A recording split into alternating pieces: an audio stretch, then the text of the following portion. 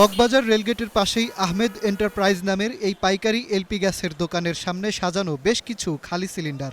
বিক্রেতার দাবি, গত এক সপ্তাহে কোম্পানি থেকে কোনো এলপিজি সিলিন্ডার আসেনি তার দোকানে। না না না না না 7 তারিখের পরে পাইনি, একবারই বন্ধ হয়েছে। এই যে দেখতেছেন সব খালি বোতল বিক্রি করে দেবো, খালি বোতল বিক্রি করে দেবো। কিন্তু স্টার নিউজের ক্যামেরায় ধরা পড়ে ঠিক রেল লাইনের পাশেই এলপিজি সিলিন্ডার ভর্তি একটি পিকআপ। সংবাদকর্মীদের চোখ ফাঁকি দিতেই যে পিকআপটি ওই দোকানের সামনে না থামিয়ে নেওয়া হয় আড়ালে, তার স্পষ্ট প্রমাণ মেলে কিছুক্ষণের মধ্যেই। সরাসরি পিকআপ না নিয়ে ভ্যানের মাধ্যমে আলাদাভাবে কয়েকটা সিলিন্ডার নেওয়া হয় রেলগেটের পাশের ওই দোকানে। বিষয়টি ক্যামেরায় ধরা পড়লে ডিলার প্রতিষ্ঠানের আরেক কর্মচারীর দাবি, চাহিদার তুলনায় সরবরাহ কম থাকায় বাড়তি ক্রেতা সামাল দিতেই লুকোচুরি করছেন তারা। স্বীকার করলেন দাম বেশি রাখার কথাও।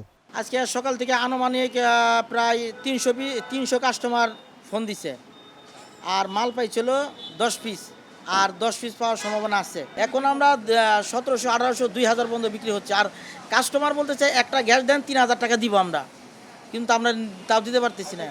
মগবাজার এলাকার আরেক খুচরা এলপিজি সিলিন্ডারের দোকান তানিয়া এন্টারপ্রাইজ। এ দোকানের বিক্রেতা জানালেন, জানুয়ারির দ্বিতীয় সপ্তাহেও এলপিজি সিলিন্ডার পাননি তারা। ঢাকায় এলপিজি না পেয়ে কয়েকদিন আগে ময়মনসিংহের হালুয়াঘাটের এক পাইকারি বিক্রেতার কাছ থেকে এলপিজি কিনে ঢাকায় এনে বিক্রি করেছেন 2200 টাকায়। সরকার যে 1300 টাকা বেচতে, ওই রেটে আমরা মাল দিতে তখন ওই রেটে আমরা বেচছি।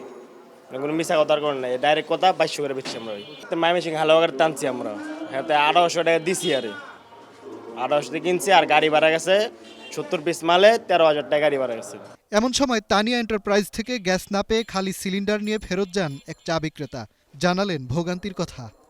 আজকে তো গ্যাস নাই, পুরাটা এলাকায় ঘুরে লিয়েছি, গ্যাস নাই, পুরাটা তেজগাঁও করছি, মগবাজার পুরাটাই করছি।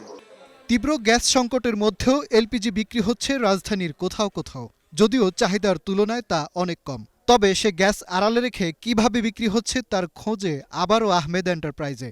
ক্যামেরা দেখা মাত্রই এলপিজির সিলিন্ডার হাতে দৌড়ে পালান এক ব্যক্তি। পরিচয় জানা গেল, এই ব্যক্তি চড়া দামে খুচরা ক্রেতা সংগ্রহ করে দোকান থেকে কমিশনের মাধ্যমে সিলিন্ডার বিক্রি করেন।